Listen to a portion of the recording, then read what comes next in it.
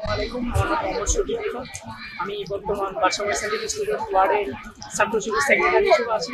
তো বিগত বছরে আমাদের একটি আয়োজন হয়েছিল, যেটা আন্দোলন পরপরই আমাদের শাহবাগ জাদুঘরের বিষয়টা ছিল মূলত এই 24-এর স্মৃতিটাকে মানে আমরা আঁকড়ে ধরার জন্য আমাদের একটা আয়োজন হয়েছিল।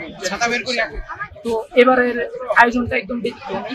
এটার মাধ্যমে এখানে আপনারা যদি দেখেন, এটার মাধ্যমে এখানে 24-এর যে অভ্যুত্থানের যে বিষয়গুলো ছিল সবগুলোকে একসাথে উপস্থাপন করা হয়েছে। বিশেষ করে আপনারা যদি এখানে দেখেন যে 24-এ আমাদের যারা শহীদ হয়েছে, বিশেষ করে আবু সাইদ ভাই, মীর মুগ্ধ ভাই এবং এর ব্যতিক্রমী যারা শহীদ হয়েছিল তাদের এখানে কিভাবে শহীদ হয়েছে, তাদের শহীদ হওয়ার যে বিষয়বস্তুটা এখানে একটু চিত্র আকারে তাদের মধ্যে উপস্থাপন করা হয়েছে। বিশেষ করে আপনারা যদি দেখেন তাদের কিছু বিগত সালে তাদের যারা স্বৈরাচার পার্টি ছিল তাদের কিছু কমন ডায়লগ ছিল যেগুলো ছাত্রদের মানে শহীদ করার পর তারা দিত আর কি। তো ওই বিষয়গুলো মানে এখানে ক্ষুদ্র আকারে এখানে প্রকাশ করা হয়েছে।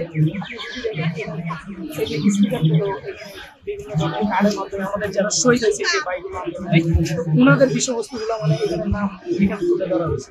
আপনারা যদি ওইদিকে দেখেন একটা ছোটখাটো আয়নাঘরের ব্যবস্থাও আছে যেটা ওইদিকে। তো এবং এটা মানে এই বছর একদম ব্যতিক্রমী এবং 4 দিন ব্যাপী আজকে শেষ দিন। আয়োজনটা মূলত করেছে সাইমন শিল্প গোষ্ঠী, এটা ছাত্র শিবিরের একটা প্রতিষ্ঠান। এটা ছাত্র শিবিরের পক্ষ থেকে মূলত আয়োজন, এটা বিশেষত এটা সাইমন শিল্প গোষ্ঠীর আয়োজন, কিন্তু যেহেতু ছাত্র শিবিরের আমরা শিক্ষণীয় বিষয় বলতে যারা বিগত 24 সালে যারা স্বৈরাচার পার্টি ছিল যে তারা মানে যেভাবে মানে ছাত্র জনতার উপর যেভাবে নিপীড়িত করেছিল, যেভাবে অত্যাচার করেছিল, এই জিনিসগুলো এখানের মাধ্যমে আমরা যেহেতু সাধারণ মানুষ, সাধারণ যারা শিক্ষার্থী আছে যারা মানে 24-এর আন্দোলনে চাইতে ভয় পাইছে তাদেরকে আমরা তাদের এই প্রতিবার এগুলোর মাধ্যমে তাদেরকে উন্নত প্রতিবার আমরা বিকাশের জন্য মানে তারা এখান থেকে কিছু শিখতে পারবে, যেন তারা পরবর্তীতে কোনো আন্দোলন, কোনো স্বৈরাচার পার্টি যদি আসে তারা যেহেতু ঘরের মধ্যে মানে বসে না থাকে, তারা যেন আন্দোলনের প্রতি দমিয়ে ওঠে নিপীড়িত ভাবে। তো এটাই এগুলাই মানে আমাদের যে উৎসবটা এখানে